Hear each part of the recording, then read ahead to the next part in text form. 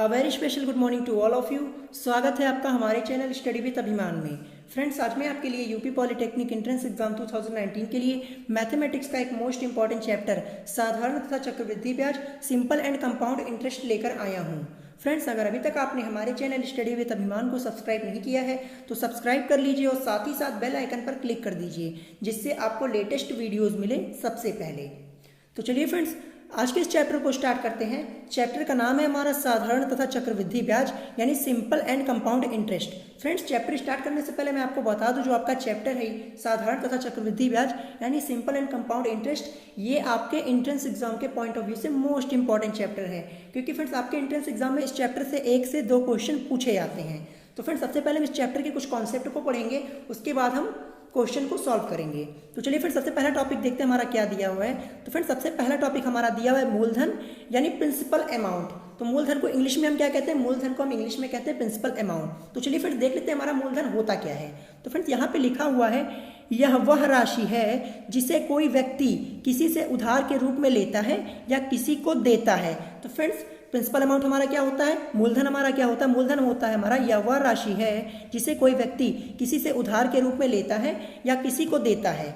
इसे हम पी से व्यक्त करते हैं। किससे रिप्रेजेंट करते हैं? तो फ्रेंड्स, मूलधन को हम पी से रिप्रेजेंट करते हैं। ये आपको पता होना चाहिए, हमारा मोस्ट इंपॉर्टेंट है। तो मूलधन को हम किससे रिप्रेजेंट करेंगे? मूलधन को हम पी से रिप्रेजेंट करेंगे, क्योंकि फ्रेंड्स मूलधन को हम इंग्लिश में क्या कहते हैं? मूलधन को इंग्लिश में कहते हैं प्रिंसिपल अमाउंट। चलिए फ्रेंड्स, नेक्स्ट टॉपिक देखते हैं। नेक्स्ट टॉपिक हमारा दिया हुआ है टाइम यानी समय। तो फ्रेंड्स, यहाँ पे क्या लिखा हुआ है? यहाँ पर लिखा है वह अवधि या समय जिसके बाद उधार के रूप में ली गई राशि ब्याज के साथ वापस की जाती है। क्या लिखा है फ्रेंड्स? टाइम में हमारा लिखा हुआ है या वह अवधि या समय जिसके बाद उधार के रूप में ली गई राशि ब्याज के साथ वापस की जाती है। उसके नीचे क्या लिखा? उसके नीचे लिखा हुआ हमारा साधारण ब्याज में इसे हम टी से तथा चक्रवृद्धि ब्याज में इसे हम एन से व्यक्त करते हैं। तो फ्रेंड्स, ये लाइन हमारी मोस्ट इंपॉर्टेंट है, इसी पे हमें ध्यान देना है। तो फ्रेंड्स, जब हमारा साधारण ब्याज में पूछा जाएगा टाइम यानी समय, तो साधारण ब्याज में हम समय को किससे व्यक्त करेंगे? टी से व्यक्त करेंगे। और अगर यही हमसे चक्रवृद्धि ब्याज में पूछा जाएगा तो चक्रवृद्धि ब्याज में हम जो हमारा टाइम यानी समय को हम किससे रिप्रेजेंट करेंगे? एन से रिप्रेजेंट करेंगे। तो ये बात आप ध्यान रखिएगा। चलिए फ्रेंड्स, नेक्स्ट पॉइंट देखते हैं। नेक्स्ट हमारा दिया हुआ है दर यानी रेट। क्या दिया हुआ है? दर यानी रेट। तो फ्रेंड्स, यहाँ पे क्या लिखा हुआ है? यहाँ पर लिखा हुआ है उधार ली गई राशि पर ब्याज की गणना के लिए प्रयुक्त दर को ब्याज की दर कहते हैं। तो फ्रेंड्स, ये आपको पता होना चाहिए। यहाँ पे लिखा है कि उधार ली गई राशि पर ब्याज की गणना करने के लिए प्रयुक्त दर को क्या कहते हैं? ब्याज की दर कहते हैं। और इसे आर लिखा हुआ, परसेंटेज का साइन लगा हुआ है, तो आर से व्यक्त करते हैं। तो ये आप ध्यान रखिएगा। फ्रेंड्स, आर से क्यों? क्योंकि फ्रेंड्स दर को इंग्लिश में हम क्या कहते हैं? रेट कहते हैं। तो इसलिए हम इसको आर से रिप्रेजेंट करते हैं और स्मॉल आर से और परसेंटेज का साइन भी हम यूज करते हैं। चलिए फ्रेंड्स, नेक्स्ट टॉपिक हमारा दिया है साधारण ब्याज यानी सिंपल इंटरेस्ट। तो फ्रेंड्स, ये हमारा मोस्ट इंपॉर्टेंट टॉपिक है, इससे भी आपके क्वेश्चन पूछे जाते हैं। तो चलिए देखते हैं हमारा साधारण ब्याज होता क्या है। साधारण ब्याज हमारा क्या होता है? जब किसी राशि को किसी निश्चित दर से, क्या फ्रेंड्स? किसी निश्चित दर से किसी निश्चित समय के लिए उधार लिया जाता है, तब समय समाप्ति पर मूलधन के साथ अतिरिक्त राशि, क्या फ्रेंड्स? मूलधन के साथ अतिरिक्त राशि वापस की जाती है। इस अतिरिक्त राशि को हम क्या कहते हैं? इस अतिरिक्त राशि को हम कहते हैं ब्याज यानी इंटरेस्ट कहते हैं। क्या कहते हैं फ्रेंड्स? ब्याज यानी इंटरेस्ट कहते हैं। तो फ्रेंड्स, इसीलिए मैंने अभी आपको ऊपर यहाँ पे दर बताया हुआ, समय, मूलधन, ताकि हम आगे चल के जब हम साधारण ब्याज पढ़ेंगे तो वहाँ पे आपको पता रहे कि आखिर दर हमारा क्या होता है, समय क्या हमारा होता है, मूलधन हमारा क्या होता है। ठीक है फ्रेंड्स? तो फ्रेंड्स, यहाँ पे क्या लिखा हुआ? ब्याज कहते हैं। उसके बाद हमारा साधारण ब्याज का फॉर्मूला दिया हुआ है। साधारण ब्याज को हम इंग्लिश में क्या कहते हैं? Simple interest. तो सिंपल इंटरेस्ट को हम क्या लिख सकते हैं? एस आई मीन्स हमारा क्या होता है? Simple interest. तो साधारण ब्याज बराबर हमारा क्या होता है? मूलधन को हम किससे रिप्रेजेंट करते हैं? पी से रिप्रेजेंट करते हैं। फिर उसके बाद क्या दिखा हुआ है? उसके बाद दिखा हुआ है दर को हम आर से रिप्रेजेंट करते हैं। और समय को हम किससे रिप्रेजेंट करते हैं? टी से रिप्रेजेंट करते हैं। और अपॉन में 100 ये आपके फॉर्मूले में दिया हुआ है। तो साधारण ब्याज का हमारा फॉर्मूला क्या होता है? साधारण ब्याज का हमारा फॉर्मूला होता है मूलधन गुणे दर गुणे समय बटे 100 यानी PRT अपॉन 100। तो फ्रेंड्स, ये आपने पढ़ा होगा ये फॉर्मूला। तो फ्रेंड्स, ये हमारा साधारण ब्याज का फॉर्मूला होता है और आप इसको जरूर याद कर लीजिएगा। अब नीचे क्या दिया हुआ है? नीचे हमारा दिया हुआ मिश्रधन यानी अमाउंट। क्या फ्रेंड्स? मिश्रधन को हम क्या कहते हैं? मिश्रधन को हम अमाउंट कहते हैं। यहाँ पे क्या लिखा हुआ है? मूलधन यानी प्रिंसिपल अमाउंट व ब्याज के योग को यानी इंटरेस्ट, ब्याज के योग को मिश्रधन कहते हैं। क्या कहते हैं? मिश्रधन यानी अमाउंट कहते हैं। तो मिश्र धन बराबर हमारा क्या होता है, मिश्र धन बराबर हमारा होता है मूलधन P प्लस साधारण ब्याज यानी SI इज इक्वल टू हमारा क्या हो जाएगा, इज इक्वल टू हमारा हो जाएगा P 1 प्लस RT अपॉन 100। तो फ्रेंड्स ये यहाँ पे फॉर्मूला दिया है, आप इसको अच्छे से एक बार पढ़ लीजिएगा और याद भी कर लीजिएगा। अब आते हैं हम चक्रवृद्धि ब्याज यानी कंपाउंड इंटरेस्ट पे आते हैं हम। कंपाउंड इंटरेस्ट हमारा क्या होता है, इससे ही आपके चैप्टर के ज्यादा क्वेश्चन बनते हैं आपके एंट्रेंस एग्जाम में। तो चलिए फिर देखते हैं हमारा चक्रवृद्धि ब्याज होता क्या है। यहां पर लिखा हुआ है जब एक निश्चित समय बाद, कब फ्रेंड्स, जब एक निश्चित समय बाद मूलधन के साथ साथ साधारण ब्याज पर भी ब्याज की गणना की जाती है। किस पे फ्रेंड्स, साधारण ब्याज के ऊपर भी ब्याज की गणना की जाती है। तो इस प्रकार प्राप्त ब्याज को क्या कहते हैं, चक्रवृद्धि ब्याज यानी कंपाउंड इंटरेस्ट कहते हैं। क्या कहते हैं, कंपाउंड इंटरेस्ट। तो फ्रेंड्स इसका फॉर्मूला हमारा क्या होता है, इसका हमारा फॉर्मूला होता है चक्रवृद्धि मिश्रधन यानी ए। चक्रवृद्धि मिश्रधन इसको हम किससे रिप्रेजेंट करते हैं, इसको हम ए से रिप्रेजेंट करते हैं। तो फ्रेंड्स इसका फॉर्मूला मैं पहले आपको लिख के बता देता हूँ। ए बराबर होता है हमारा P 1 प्लस R अपॉन 100 होता है और पावर हमारी लगती है n, यानी n क्यों लगती है फ्रेंड्स, ये हमारा टाइम होता है। तो फ्रेंड्स मैं आपको दिखा देता हूँ, मूलधन लिखा हुआ है तो मूलधन को हम P से रिप्रेजेंट करते हैं।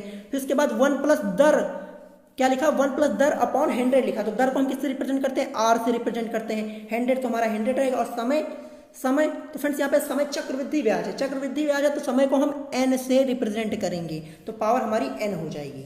उसके बाद क्या लिखा हुआ है, चक्रवृद्धि ब्याज बराबर हमारा क्या होता है, चक्रवृद्धि ब्याज बराबर होता है हमारा चक्रवृद्धि मिश्रधन माइनस मूलधन। तो फ्रेंड्स चक्रवृद्धि मिश्रधन को किससे रिप्रेजेंट करते हैं, यानी ए से, ए और मूलधन को P से, तो a माइनस P। चक्रवृद्धि ब्याज बराबर हमारा क्या होता है, CI इज इक्वल टू हमारा होता है a माइनस P।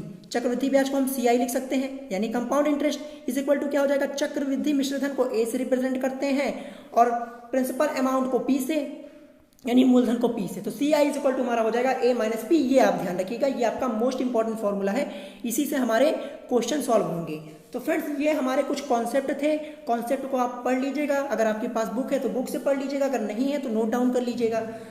चलिए फ्रेंड्स हम चैप्टर के क्वेश्चन की ओर आते हैं और देखते हैं हमारा सबसे पहला क्वेश्चन हमारा क्या दिया हुआ है। तो फ्रेंड्स सबसे पहला क्वेश्चन हमारा यहाँ पे लिखा हुआ है, यदि ब्याज छमाही देय हो तो ₹8,000 का 10% वार्षिक ब्याज की दर से 1/2 वर्ष का चक्रवृद्धि एवं साधारण ब्याज का अंतर पूछा हुआ है हमसे। क्या पूछा है, चक्रवृद्धि एवं साधारण ब्याज का अंतर क्या होगा। तो फ्रेंड्स ये क्वेश्चन आपके एंट्रेंस एग्जाम के पॉइंट ऑफ व्यू से मोस्ट इंपॉर्टेंट क्वेश्चन है, हो सकता है आपसे इस बार ये क्वेश्चन पूछ लिया जाए। तो फ्रेंड्स क्वेश्चन हमारा मॉडरेट लेवल का है तो हम इसे अच्छे से समझेंगे, ठीक है फ्रेंड्स। तो चलिए क्वेश्चन को सॉल्व करना स्टार्ट करते हैं। फ्रेंड्स सबसे पहले क्या लिखा हुआ है, यदि ब्याज छमाही देय हो। तो फ्रेंड्स इस लाइन पे हम बाद में आएंगे। उसके बाद क्या लिखा हुआ है, उसके बाद लिखा हुआ है तो ₹8,000 का। फ्रेंड्स 8,000 ये हमारा क्या दिया हुआ है, ये हमारा दिया हुआ है प्रिंसिपल अमाउंट यानी मूलधन। तो मूलधन हमारा कितना हो गया, 8,000 रुपये। मूलधन हमारा कितना हो गया, 8,000 रुपये। उसके बाद क्या लिखा हुआ है, 10% वार्षिक ब्याज की दर से। तो फ्रेंड्स 10% लिखा हुआ है, ये हमारी रेट दी हुई यानी दर। लेकिन फ्रेंड्स यहाँ पे देखिए लिखा हुआ है ब्याज छमाही देय है। तो फ्रेंड्स इसके लिए कंडीशन होती है, जब ब्याज छमाही देय हो तब R इज इक्वल टू हमारा यानी रेट इज इक्वल टू हमारा क्या होता है, R/2% हो जाता है, R/2। तो friends R is equal to rate हमें कितना दिया हुआ है, यहाँ पे 10% दिया हुआ है तो R is equal to R/2 हो जाएगा। तो R की वैल्यू हमें 10 दी हुई है, कितनी, 10 दी हुई है, बाई 2 हो जाएगा। तो 2 1 जा 2, 2 5 जा 10। तो R की वैल्यू हमारी कितनी आ गई, R की वैल्यू हमारी आ गई, R इज इक्वल टू हमारी आ गई 5%। जैसा कि आप देख सकते हैं लिखा हुआ है जब ब्याज छमाही देय हो तो R is equal to R/2% प्रति छमाही होता है। तो R इज इक्वल टू हमारा कितना हो गया, 5% हो गया, क्योंकि फ्रेंड्स ब्याज छमाही दिया था। तो R की वैल्यू हमने यहाँ पे क्या लिख ली, R की वैल्यू हमने लिख ली 5%, जैसा कि आप देख सकते हैं। अब क्या दिया हुआ है, उसके बाद समय पे देखते हैं फ्रेंड्स। समय कितना दिया, 1/2 वर्ष का। तो इसको हम पहले मल्टीप्लाई करेंगे, 2 1 जा 2 और +1 3, 3/2 ये हमारा टाइम दिया हुआ है। लेकिन फ्रेंड्स ब्याज हमें छमाही देय है। तो फ्रेंड्स फिर से देखते हैं, जब ब्याज छमाही देय हो तब R is equal to R/2% प्रति छमाही तथा n इज इक्वल टू क्या। तो फ्रेंड्स n हम लिखते हैं चक्रवृद्धि ब्याज में, हम चक्रवृद्धि ब्याज में समय को हम किससे रिप्रेजेंट करते हैं, n से रिप्रेजेंट करते हैं। तो n इज इक्वल टू हमारा हो जाएगा 2n हो जाएगा, क्या हो जाएगा, 2n हो जाएगा। तो friends n is equal to 2n। तो फ्रेंड्स इस फॉर्मूले पे आप ध्यान दीजिएगा। तो n की वैल्यू 2 1 जा 2 3/2 हो, 3/2 है, n की वैल्यू 3/2 है। तो फॉर्मूले में आते हैं 2 हो जाएगा और n की वैल्यू हमारी 2 1 जा 2, 3/2। तो 3/2 ये हो गया, 2 से 2 हमारा कैंसिल हो जाएगा। तो n इज इक्वल टू हमारा क्या आ जाएगा, n इज इक्वल टू हमारा आ जाएगा 3 हो जाएगा। n इज इक्वल टू हमारा क्या हो जाएगा, 3 यानी 3 छमाही, क्या हो जाएगा, 3 छमाही। तो n इज इक्वल टू हमारा क्या हो जाएगा, 3 छमाही हो जाएगा। तो फ्रेंड्स n की वैल्यू हमें 3 मिल चुकी है। लेकिन फ्रेंड्स जब इसको हम साधारण ब्याज में लिखेंगे, साधारण ब्याज में हम समय को किससे रिप्रेजेंट करते हैं, टी से रिप्रेजेंट करते हैं, तो टी इज इक्वल टू हमारा 3 हो जाएगा साधारण ब्याज के लिए। चक्रवृद्धि ब्याज में समय को हम एन से रिप्रेजेंट करते हैं, तो वहाँ पे एन इज इक्वल टू हमारा 3 हो जाएगा, ये बात ध्यान रखिएगा। तो चलिए फ्रेंड्स यहाँ पे देखते हैं, तो समय टी, तो फ्रेंड्स यहाँ पे मैंने साधारण ब्याज के लिए लिखा हुआ है, साधारण ब्याज के लिए, तो 2 एक नम तो 1 3/2 हो गया। फिर फॉर्मूला हमारा क्या होता है, फॉर्मूला मैंने आपको बताया N is equal to 2n होता है, तो 2 लिखा और n की वैल्यू हमारी 2 1 2 3/2 थी, 2 से 2 कैंसिल बराबर 3 आ गया हमारा। तो फ्रेंड्स यहाँ पे साधारण ब्याज के लिए लिखा हुआ है, तो इसलिए टी वैल्यू यहाँ लिखा हुआ है। जब चक्रवृद्धि लिखेंगे चक्रवृद्धि ब्याज के लिए, तो वहाँ पे n की वैल्यू हमारी 3 हो जाएगी। ठीक है फ्रेंड्स, अब चलिए फॉर्मूला, तो हम सबसे पहले साधारण ब्याज निकालते हैं। साधारण ब्याज, तो साधारण ब्याज बराबर हमारा क्या होता है, PRT/100। क्या होता है, PRT/100। तो प्रिंसिपल अमाउंट यानी मूलधन कितना दिया हुआ है, 8000 रुपये। दर कितना दिया हुआ है, दर हमें दिया हुआ है 5%, तो दर मैंने 5% यहाँ पे लिख दी, जैसा कि आप यहाँ पे देख सकते हैं, दर मैंने कितनी लिख दी, 5। और टाइम हमें दिया हुआ है 3, तो 3 यहाँ पे मैंने लिख दिया बटे 100। अब इसको सॉल्व करना स्टार्ट करते हैं। ये 0 से ये 0, ये 0 से 0 कैंसिल हो जाएगा, 80 × 5 × 3 मल्टीप्लाई कराएंगे 1200 रुपये। तो ये हमारा साधारण ब्याज हमें मिल चुका है 1200 रुपये। लेकिन फिर हमसे साधारण और चक्रवृद्धि ब्याज दोनों का अंतर पूछा हुआ है, जैसा कि आप क्वेश्चन में देख सकते हैं। तो अब चलिए हम चक्रवृद्धि ब्याज को निकालते हैं। तो फ्रेंड्स इसके लिए फॉर्मूला क्या यूज होता है, फॉर्मूला हमारा यूज होता है चक्रवृद्धि मिश्रधन यानी A is equal to P1 + R/100 की पावर n होती है। तो फ्रेंड्स यहाँ पे n हमारा टाइम होता है, तो फ्रेंड्स यहाँ पे टाइम हम n से रिप्रेजेंट करते हैं, क्योंकि फ्रेंड्स ये हमारा चक्रवृद्धि ब्याज है। ठीक है फ्रेंड्स, अब चलिए प्रिंसिपल अमाउंट हमें कितना दिया हुआ है, प्रिंसिपल अमाउंट हमें 8000 दिया हुआ है। 1 + ये आपके फॉर्मूले में ये आर की वैल्यू हमें कितनी दी हुई है, आर की वैल्यू आप देख सकते हैं, जैसा कि हमें 5% दी हुई है ये आर की वैल्यू, तो आर की वैल्यू मैंने 5% लिख दी बटे 100 और पावर n, तो यहाँ पे फ्रेंड्स हमने साधारण ब्याज के लिए निकाला था, कितना आया था, 3 आया था। तो फ्रेंड्स यही टाइम हमारा जब हम चक्रवृद्धि ब्याज के लिखेंगे तो हमारी n की वैल्यू 3 हो जाएगी। तो n की वैल्यू हम क्या लिखेंगे, यहाँ पे 3 लिखेंगे, पावर हमारी 3 हो गई। अब चलिए क्वेश्चन को सॉल्व करते हैं। तो फ्रेंड्स 5 1 = 5 हो जाएगा, 5 2 = 10 यानी 0। हमारा क्या हो जाएगा, 1 + 1/20 हो गया। तो 20 की मल्टीप्लाई 1 में, 20 1 = 20 + 1 21 और 21/20 हो जाएगा, 21/20 और पावर भी 3 यहाँ पे लगेगी, क्या लगेगी, पावर भी 3 यहाँ पे लगेगी, यानी 21/20 की पावर कितनी हो जाएगी, यहाँ पे 3 हो जाएगी। तो फ्रेंड्स इसलिए हम यहाँ पे क्या करेंगे, 8000 को ऐसे ही लिख देंगे, 8000 एज इट इज नोट कर दिया। 21/20 को 3 बार करेंगे, 21/20 × 21/20 × 21/20, क्योंकि पावर 3 यहाँ पे लगी हुई है। अब क्या करेंगे, इस 0 से इस 0 को कैंसिल कर सकते हैं, इस 0 को इस 0 से कैंसिल कर सकते हैं और इस 0 को इस 0 से कैंसिल कर सकते हैं। अब यहाँ पे 2 लिखा, 2 1 = 2, 2 4 = 8 हो जाएगा। फिर ये 2 1 = 2, 2 2 = 4 हो जाएगा। ये 2 1 = 2, ये 2 1 = 2 कैंसिल हो गया। बचा क्या हमारा, 21 × 21 × 21, कितना बचा, 21 × 21 × 21 बचा और सब हमारा कैंसिल हो गया।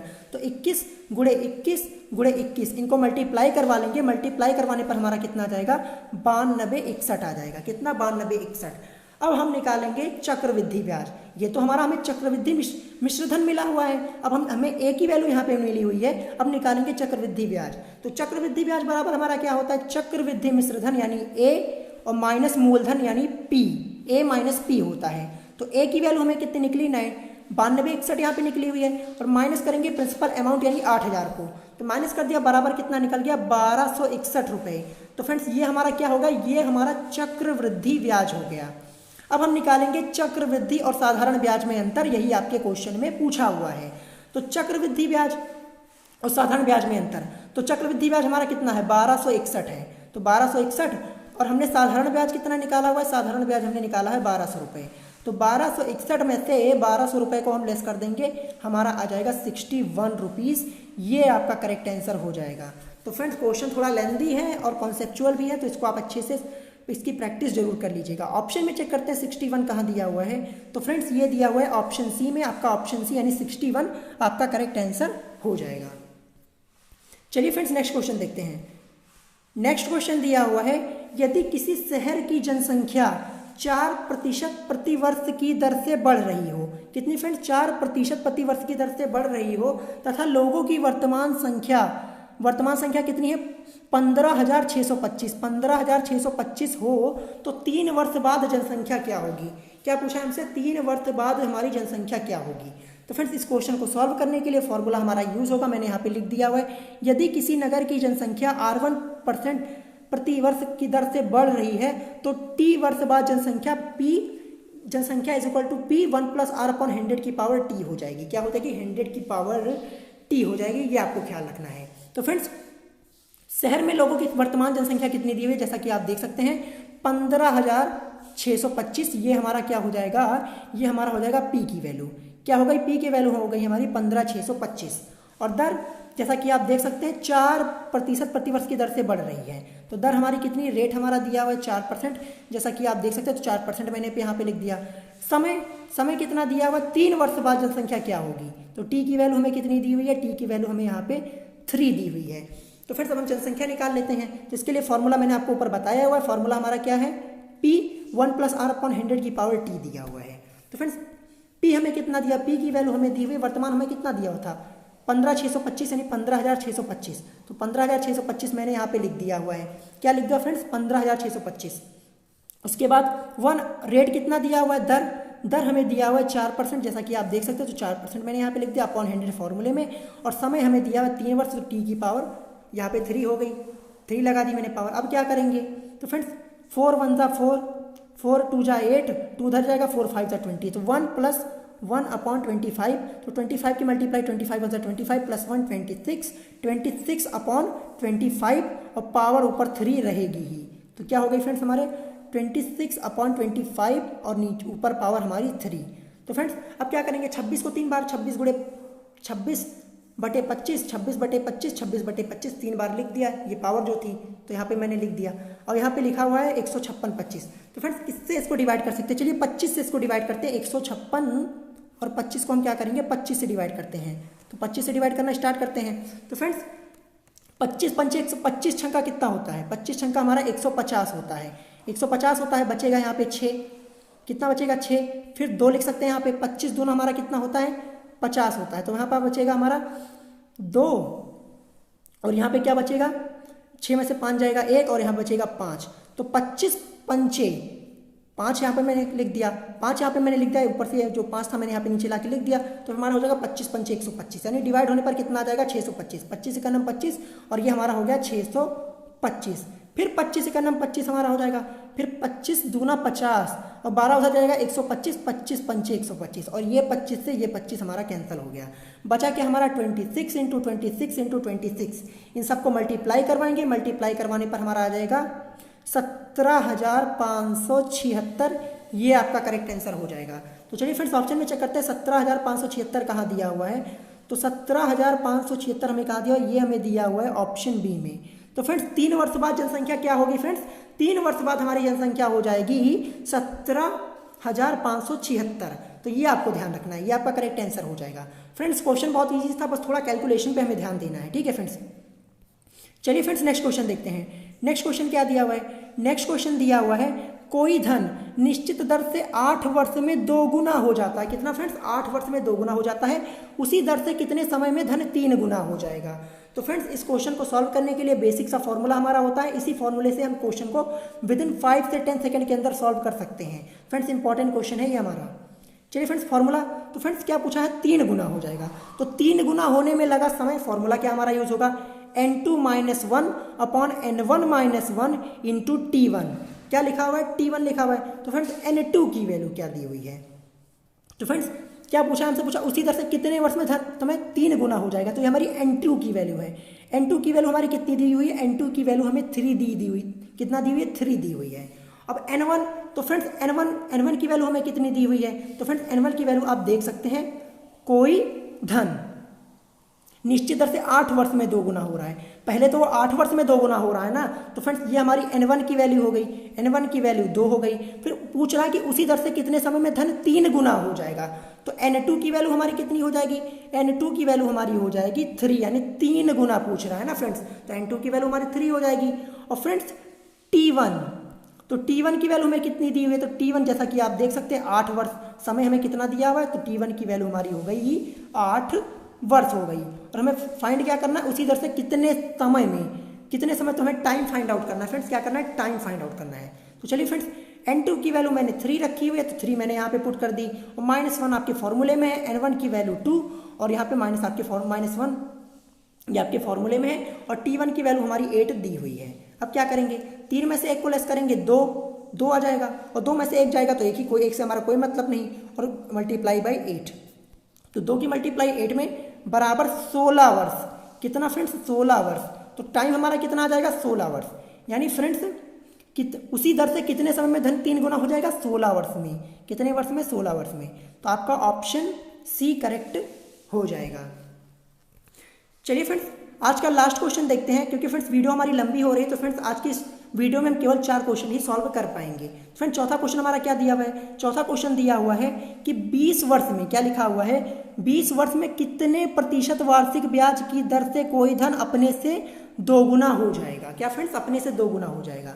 तो फ्रेंड्स इसके लिए ये फॉर्मूला यूज करेंगे, यहाँ पे लिखा हुआ है यदि साधारण ब्याज की दर से कोई धन टी समय में स्वयं का n गुना हो जाए तब ब्याज की दर यानी r इज इक्वल टू हमारी क्या होती है, r इज इक्वल टू हमारा होता है n-1 इंटू 100/t होता है। क्या होता है, तो जैसा कि फ्रेंड्स मैंने यहाँ पे फॉर्मूला लिख भी दिया हुआ है, r is equal to n-1 into 100/t। तो फ्रेंड्स n की वैल्यू क्या दी हुई है, तो क्या लिखा, 20 वर्ष में कितने प्रतिशत वार्षिक ब्याज की दर से कोई धन अपने आप से 2 गुना। तो n की वैल्यू हमें कितनी दी हुई है, 2 दी हुई है, बस ये आपको ध्यान देना है। क्या देना है, और t की वैल्यू हमें कितनी दी हुई है, जैसा कि आप t की वैल्यू देख सकते हैं, t की वैल्यू हमें दी हुई है 20 वर्ष। t की वैल्यू हमें कितनी दी हुई है, 20 वर्ष दी हुई है। तो चलिए सीधे सीधे फॉर्मूले में पुट कर देते हैं। तो n की वैल्यू हमने 2 मिली हुई है, 2 मैंने यहाँ पे लिख दिया -1, ये आपके फॉर्मूले में इंटू 100, ये भी आपके फॉर्मूले में, t की वैल्यू हमारी 20 हमें दी हुई है। ठीक है फ्रेंड्स, अब क्या करेंगे, चलिए इसको सॉल्व कर देते हैं। तो 2 में से 1 जाएगा 1 इंटू 100 और अपॉन 20 हो जाएगा। तो 20 का नाम 20 25 100, 5 की मल्टीप्लाई 1 में बराबर 5%। कितनी दर हो जाएगी फ्रेंड्स, तो फ्रेंड्स दर हमारी कितनी आ गई, यानी r की वैल्यू हमारी आ गई 5%। ये आपका करेक्ट आंसर हो जाएगा। तो चलिए ऑप्शन में चेक करते हैं 5% कहाँ दिया हुआ है, ये दिया हुआ है ऑप्शन डी में। तो फ्रेंड्स इस टाइप के क्वेश्चन को सॉल्व करने के लिए आपको फॉर्मूले याद करने होंगे। फॉर्मूले याद रहेंगे तो विद इन 5 से 10 सेकंड के अंदर आप क्वेश्चन को सॉल्व कर देंगे। तो फ्रेंड्स आज की इस वीडियो में मैंने आपको टोटल 4 ही क्वेश्चन बताए हुए हैं, क्योंकि फ्रेंड्स वीडियो हमारी लेंथी हो रही थी। तो फ्रेंड्स नेक्स्ट पार्ट में हम इस चैप्टर के क्वेश्चन को सॉल्व करेंगे और जो हमारे छूट गए हैं। तो फ्रेंड्स अभी भी चैप्टर ये हमारा जो हमारा है simple and compound interest completely finish नहीं हुआ है। तो फ्रेंड्स आज की इस वीडियो में मैंने आपको कुछ कॉन्सेप्ट बता दिए और साथ ही साथ मैंने आपको 4 क्वेश्चन भी सॉल्व करवा दिए हुए हैं। तो फ्रेंड्स चैप्टर हमारा लेंथी है तो इसको मैं 2 से 3 पार्ट में फिनिश करवा दूंगा।